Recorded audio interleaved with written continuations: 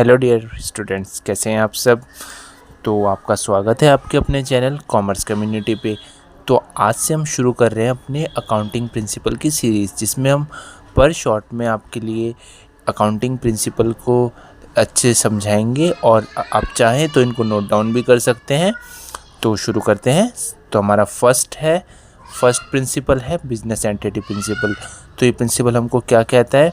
ये प्रिंसिपल हमको कहता है business consider separate from owner, कि जब हम बिजनेस करते हैं, जब कोई ओनर बिजनेस स्टार्ट करता है, तो अगर वो अकाउंटिंग करेगा तो वो अपने पॉइंट ऑफ व्यू से नहीं करेगा।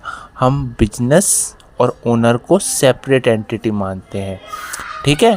इसको हम दूसरे नाम से सेपरेट एंटिटी प्रिंसिपल भी कह सकते हैं। तो आपको समझ में आया।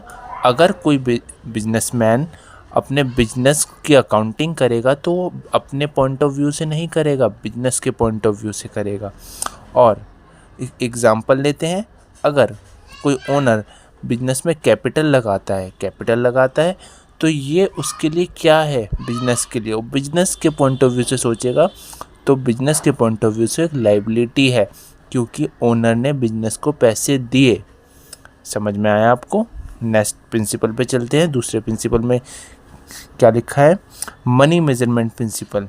तो ये बहुत ही सिंपल प्रिंसिपल है। तो इसमें कह रहा है according to this principle can be measured in money value.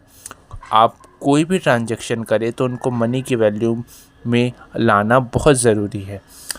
Money is a denominator in recording. अगर आप रिकॉर्ड करेंगे कोई भी ट्रांजैक्शन तो वो कम से कम कोई मॉनेटरी वैल्यू में होनी चाहिए। एक एग्जांपल लेके देखते हैं। जैसे कोई ओनर है, तो ओनर के पास बहुत सारे एक्सपेंसेस होते हैं, बहुत सारे खर्चे होते हैं।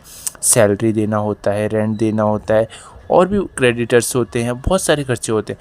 तो उनको एक वैल्यू में लाना कि सैलरी उसको 10,000 देनी है, उसको 1,00,000 देनी है, तो एक मॉनेटरी वैल्यू होनी चाहिए आपके पास अपने बुक्स में रिकॉर्ड करने के लिए।